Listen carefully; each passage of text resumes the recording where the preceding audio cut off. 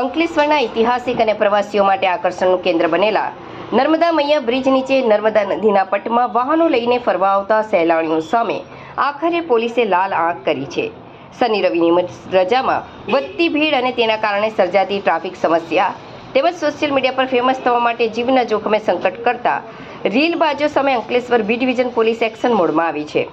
અંકલેશ્વરના બોરભાટા બેટ, golden bridge, Narmada મૈયા બ્રિજ પાસે શનિ અને રવિવારની રજાઓમાં નર્મદા કિનારે મોટી સંખ્યામાં સહેલાણીઓ ઉમટી પડતા હોવાથી સ્થાનિક ગામમાં ટ્રાફિકની ભારે સમસ્યા સર્જાતી હતી।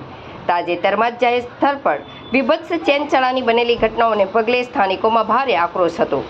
નદીમાં આવતી ભરતીના પાણીની પરવા કર્યા વિના રીલ બનાવવાના ચક્કરમાં અનેક વાહનો ફસાવાના અને જોખમી સ્ટન્ટ કરવાના બનાવો સતત વધી રહ્યા હતા। વધતી જતી ફરિયાદોને પગલે અંકલેશ્વર બી ડિવિઝન પોલીસનો મોટો કાફલો અચાનક નર્મદા પટમાં દોડી આવ્યો હતો। પોલીસે સ્થળ પર જ વાહન અધિનિયમ હેઠળ કડક દંડનીય કાર્યવાહી હાથ ધરી હતી। પોલીસે માત્ર દંડ વસૂલવા પૂરતી કામગીરી સીમિત ન રાખતા નદી કિનારે આવેલા સહેલાણીઓને નદીના પાણીના જોખમ અંગે વાકેફ કર્યા હતા। ભરતીના સમયે પાણીનો પ્રવાહ અચાનક વધી જતો હોવાથી વાહનો નદીના પટમાં ન લાવવા અને સુરક્ષાના નિયમોનું પાલન કરવા માટે જરૂરી માર્ગદર્શન અને કડક સૂચનો પણ આપ્યા હતા। હું પંકજભાઈ ભગવાનભાઈ પટેલ, જૂના બોરભાટા બેટના સરપંચ।